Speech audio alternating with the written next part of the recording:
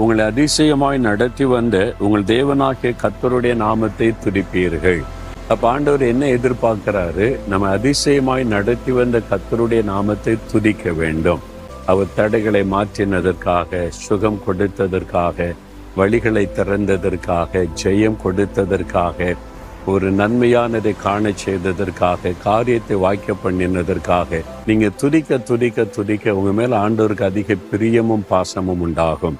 ஏன்னா நீங்க நன்றி உள்ள இருதயத்தோடு அவரை துதிக்கிறீங்க. அப்போ வருகிற நாட்கள்ல தேவன் தொடர்ந்து உங்களுக்கு அற்புதம் செய்ய அதுவே ஆண்டவரை தூண்டி எழுப்பும். அதனால உங்களை அதிசயமாய் நடத்தி வந்த கர்த்தருடைய நாமத்தை துதிக்க வேண்டியது ரொம்ப அவசியம்.